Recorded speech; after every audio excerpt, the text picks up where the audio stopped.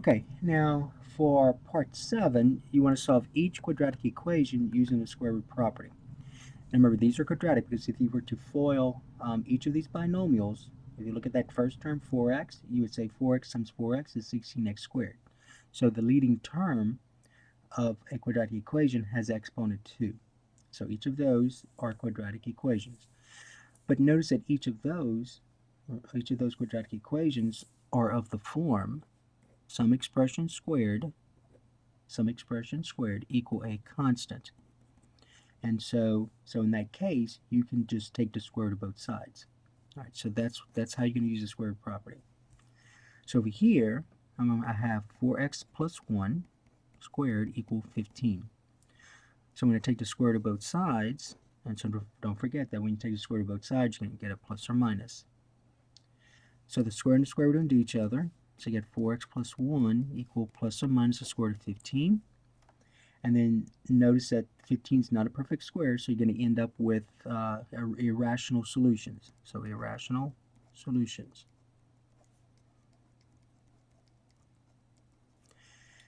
And so also, since 15 is not a perfect square, you want to see besides the number 1, is there a perfect square that goes with 15? The answer is no. So you cannot simplify the square root of 15.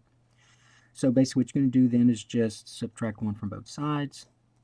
So you get 4x equal negative 1 plus or minus the square root of 15. Okay, now I'm going to go ahead and rewrite it over here. So 4x equal negative 1 plus or minus the square root of 15. Then you're going to get x by itself. You can divide both sides by 4, just like this. The whole thing divided by 4. And so your solutions would be negative 1 plus or minus the square root of 15 divided by 4. And you cannot simplify this because if you look at these three coefficients, these three numbers, negative 1, this is a 1 right here, and then 4, the only factor that negative 1, 1, and 4 have in common is 1. So you can leave your answer in this form, negative 1 plus or minus the square root of 15 divided by 4, or remember there are several ways you can write this. So you can split it apart. You can say, I'm going to put r here, you can say negative 1 plus the square root of 15 divided by 4, and then the other one will be negative 1 minus the square root of 15 divided by 4. Or you can split it apart. You could say something like negative 1/4 plus or minus, and then the square root of 15 divided by 4. All right, so all these are possible ways of writing the solutions. And then you could say, if you do it this way, you could say, all right, well, I'm going to write it as negative 1/4 plus the square root of 15 divided by 4. And then negative 1/4 minus the square root of 15 divided by 4. All right, so all different ways of writing solutions. Okay, let's look at number 2. So number 2, it's in this form, some expression squared equal a number. So I'm going to go ahead and take the square root of both sides. I get 4y minus 3 squared equal 81. So if I take the square root of both sides, I'll get the plus or minus. And then notice that the square and the square root undo each other, so I get 4y minus 3 equal plus or minus. Now 81 is a perfect square, so the square root of 81 is 9. So notice that 9 is a rational number, so your solutions are going to be rational. So they're going to be rational solutions. So since they're rational solutions, I'm going to ask you to actually tell me what those rational solutions are. So notice what you're going to do. So now at this point, you're going to split this up into two linear equations. So you're going to say 4y minus 3 equal a 9, and then 4y minus 3 equals a negative 9. And you're going to solve each linear equation. So notice how different this was from here. See, these were irrational, so I just wrote it in this form. But since these are rational, I do want to know what the rational solutions are. Okay, I'm going to go ahead and rewrite this here. So 4y minus 3 equal 9.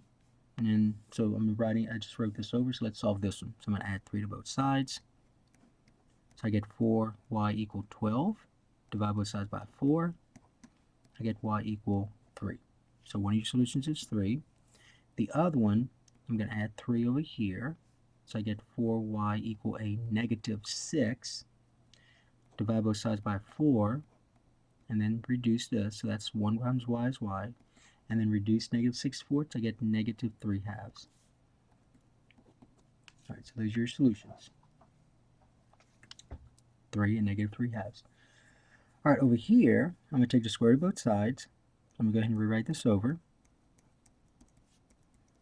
So notice it's in the form, some expression squared equaling number. So when I take the square root of both sides, don't forget the plus or minus here, the square and the square root undo each other, so you're left with the expression 2x minus 7 equal plus or minus.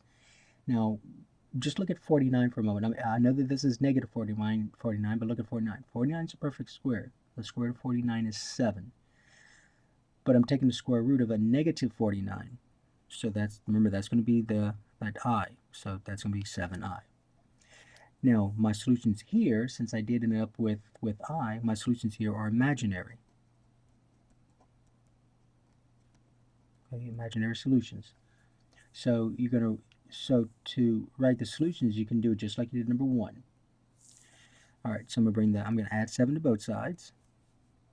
And so I get 2x equal, and now remember, you combine like terms. Negative 7 and 7 are like terms, so that's 0. These are not like terms. See, that's 7i here, that's 7. So all you can do is just say 7 plus or minus 7i. And the next thing you do to get x by itself, I'm going to go ahead and rewrite it over here. 2x equals 7 plus or minus 7i. So now you can just divide both sides by 2. And so you get x equals 7 plus or minus 7i, all divided by 2. And if you look at these three numbers here, 7, 7, and 2, the only factor they have in common is 1. So you can leave the answer like this. So 7 plus or minus 7i divided by 2. And then the other way would be to break it down just like you did these. I'm not going to do all of them, but you could say 7 plus 7i divided by 2, comma 7 minus 7i divided by 2. So that's another way to write your solutions. Remember, there are 2 of them.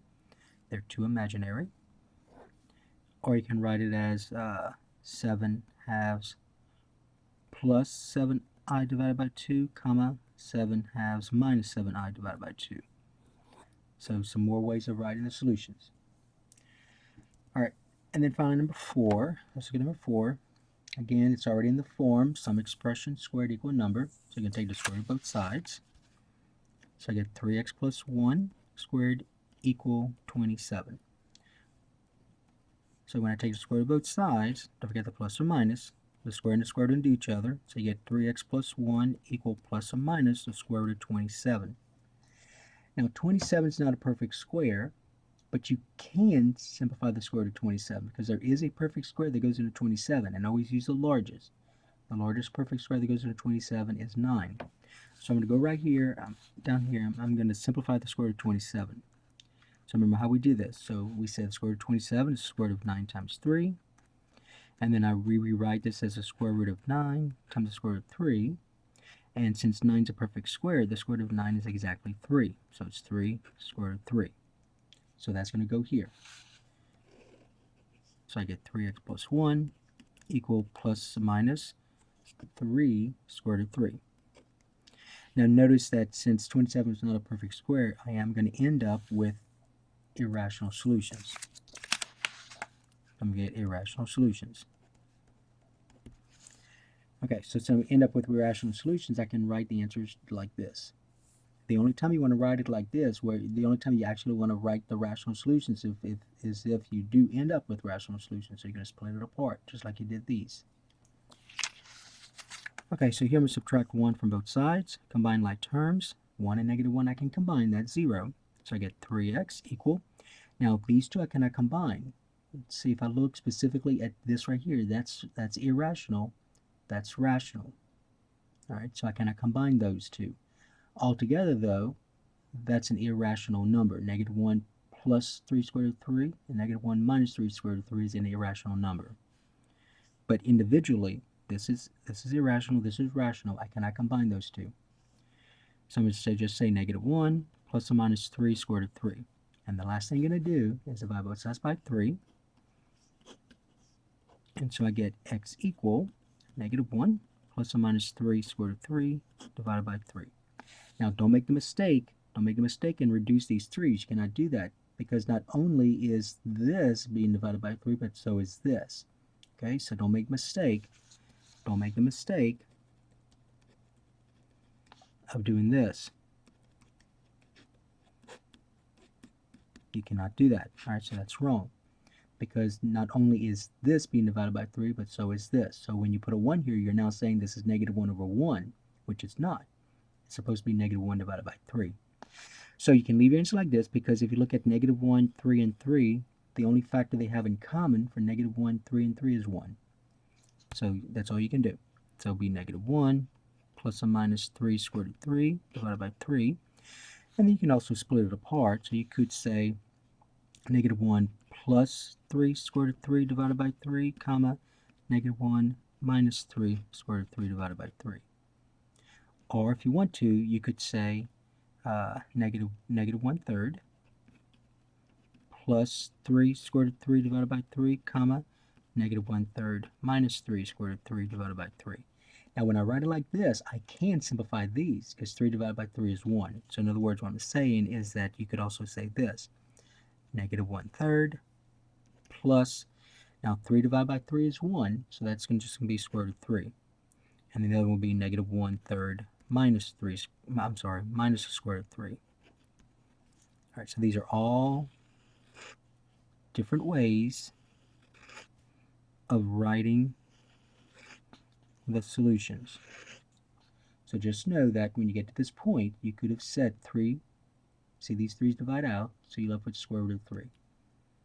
Okay, in both situations. Alright, so that's going to take care of the key to part 7.